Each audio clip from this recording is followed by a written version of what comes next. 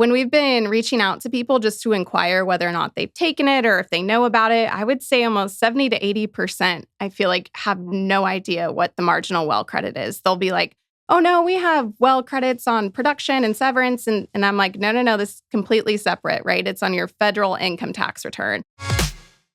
Welcome to An Ounce of Prevention, the podcast. At our Reese & Associates, we believe that an ounce of prevention is worth a pound of cure. Our daily commitment lies in informing our clients about legal risks without hindering their business objectives. As we like to say, we're in the business of building companies and helping executives sleep at night.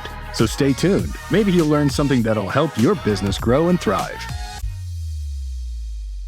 Welcome to An Ounce of Prevention, where we believe an ounce of prevention is worth a pound of cure.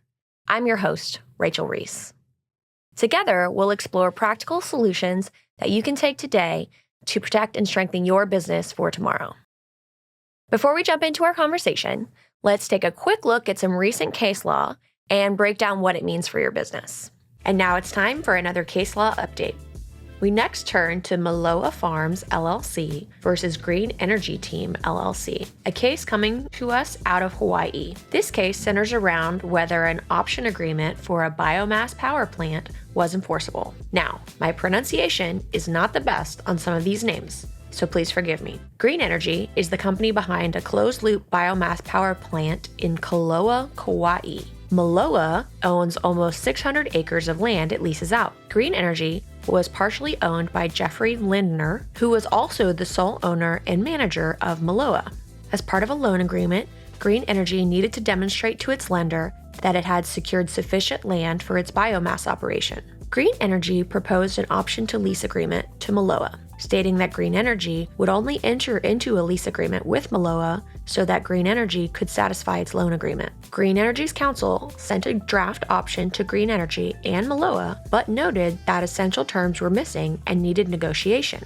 Lindner, representing Green Energy, wrote in an email that these terms didn't need negotiation, as Green Energy didn't need the property for the loan agreement since it was looking for land elsewhere, and Moloa didn't want to commit to a long-term lease. Despite this, both Moloa and Green Energy signed the final copy of the agreement. However, the proposed lease attached to the option agreement did not include key terms that Green Energy's counsel had pointed out. In 2013, a year after signing the option agreement, having not secured other lands, Green Energy gave Moloa written notice of its intent to exercise the option. Lindner, this time representing Moloa, sent a signed lease to Green Energy. In the lease, Lindner changed the effective date to the date Green Energy sent its written notice. Green Energy disagreed with the effective date and did not sign the lease Lindner sent. In return, Moloa filed suit against Green Energy for breach of contract, arguing that Green Energy exercised the option but refused to execute the lease. Green Energy argued that the lease lacked essential terms and was unenforceable. The district court ultimately sided with Green Energy. Moloa appealed, and the appellate court sided with Moloa. Green Energy then appealed to the Supreme Court of Hawaii. The Supreme Court ruled in favor of Green Energy, concluding that the lease lacked definite terms and that neither party intended to enter into the lease. Let's discuss why. First, the court stated that for a lease to be enforceable, the contract must contain specific, unambiguous, and essential terms. As discussed above, the parties knew that the lease lacked essential terms, but chose to proceed anyway. The court held that because the parties left timing and pricing provisions open to negotiation, the lease lacked definite terms and was unenforceable. Second, the court held that the parties did not intend to enter into the lease. To establish intent, the court looked to early communications between Green Energy and Moloa. For Moloa, the court examined Lindner's email, in which he argued that the essential terms didn't need negotiation, and Moloa didn't want to commit to a long-term lease. For Green Energy,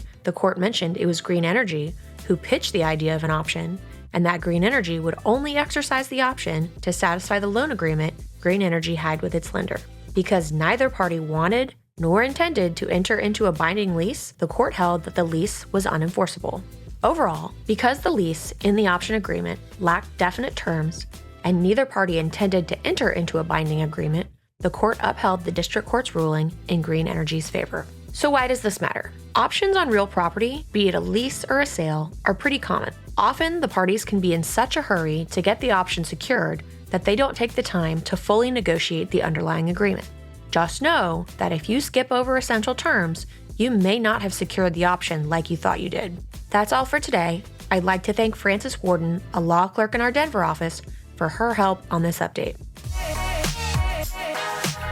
Today, I'm joined by Maggie Caldwell, Managing Director in Opportune's tax advisory practice. She's spent over a decade working in federal tax and accounting, especially in the world of energy, helping clients with everything from mergers to IPOs. When it comes to the Marginal Well Tax Credit, Maggie really knows her stuff.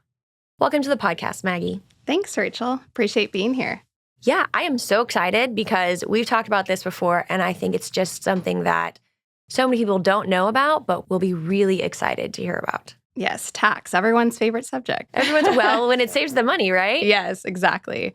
Yeah, so the Marginal Well Tax Credit is one of those things that seems to be missed so often. I think the reason for that is because it only comes around in times of low pricing and is only available to marginal wells or low producing wells. The last time the credit came into play was in 2021. So you have like a total shift of ownership from some people who have no idea about this tax credit, right? And even tax preparers that we're seeing miss this tax credit quite frequently. Wow. So you said it only phases in during certain years. The last one was 2021. Is there one going on now? Yes. So the most recent tax year that it just phased into was 2024. So you could have filed your tax returns and claimed this credit. Most of them were probably due, September 15th. Even if you haven't claimed them, you can still claim them on, an amended return or what's called like an AAR adjustment for a partnership return, which would require you to amend your partnership return. But for all of your individual partners, they wouldn't have to amend. So that's kind of a key factor in thinking about amending returns for this tax credit. Okay. So back me up to phasing something in. How does it phase in? What's sort of the trigger? Sure. So low pricing environments, right? So the IRS has their standard and they do this whole formula that basically calculates whether or not this credit has phased in or out. And it can phase in for oil, can phase in for gas, or it can phase in for both.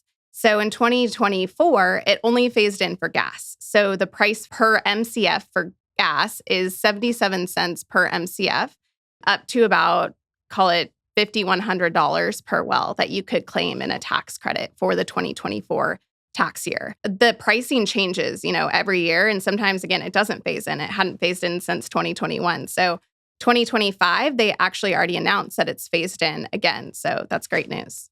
So for 2025, is it phased in for oil, gas, or both? Just gas. So we haven't seen oil in a really long time phase in, but gas is, more frequently phasing in because of the pricing. Okay, so you said 77 cents per MCF, up to about $5,000 per well? Correct. Yes. Okay. And it's only on working interests, but I think an important factor is that it can apply to both operating and non-operating working interest. And I think that I see more frequently non-operating owners missing this just because it's something that, they're not used to seeing and don't know that it's available. Okay, so you have to own a working interest, so not royalty owners, but operators and non-ops. Correct. And I assume as the non-op, the operator's not going to tell you about this and they're not going to do it for you.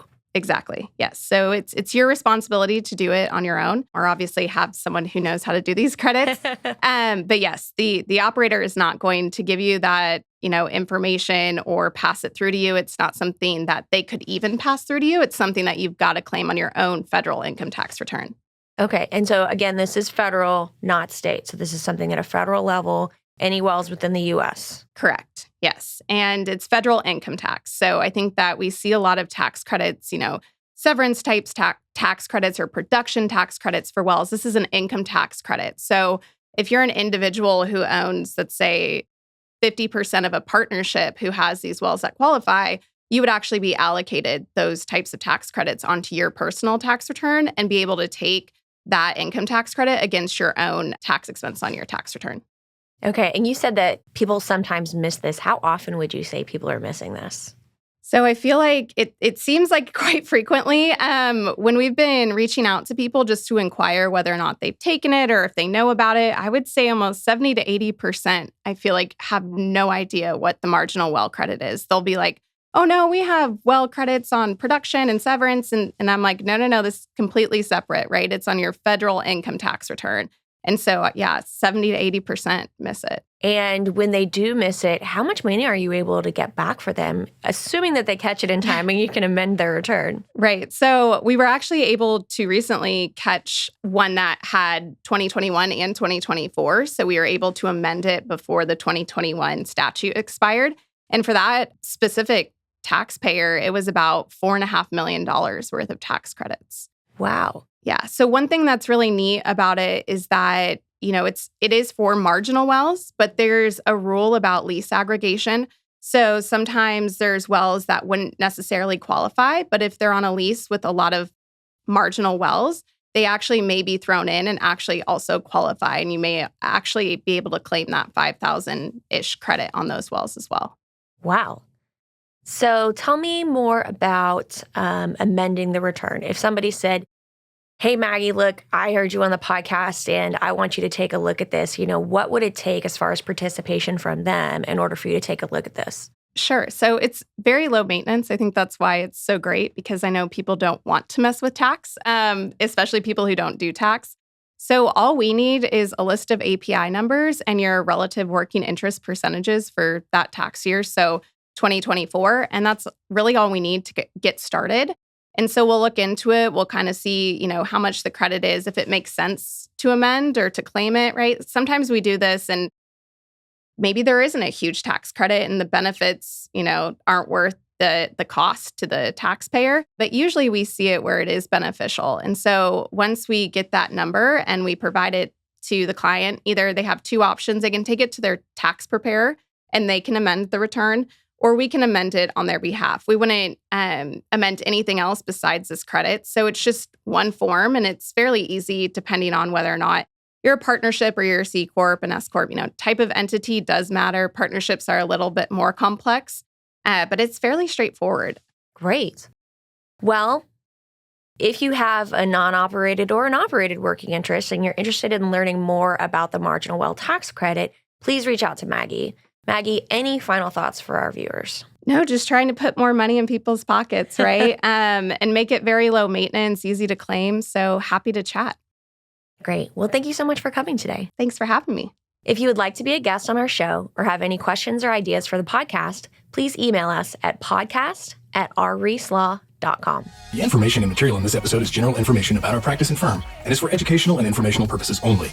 This information does not offer specific legal advice, and the use of this information does not create an attorney-client relationship with RRNA or any of its attorneys. The information in this episode, or any episode of An Ounce of Prevention, should not be considered legal advice, and persons should not act upon this information without first engaging professional legal counsel. Thank you for listening to An Ounce of Prevention, presented by R. Reese & Associates. If you found this episode informative, subscribe to, rate, and review our podcast on Spotify, Apple Podcasts, YouTube, or wherever you listen to stay up to date with future episodes, case law updates, and breaking news. If you have any questions or are interested in learning what RRNA's outsourced legal department can do for your company, reach out to us at podcast@rreecelaw.com. That's podcast@rreecelaw.com. Follow us on LinkedIn or call 832-831-2289.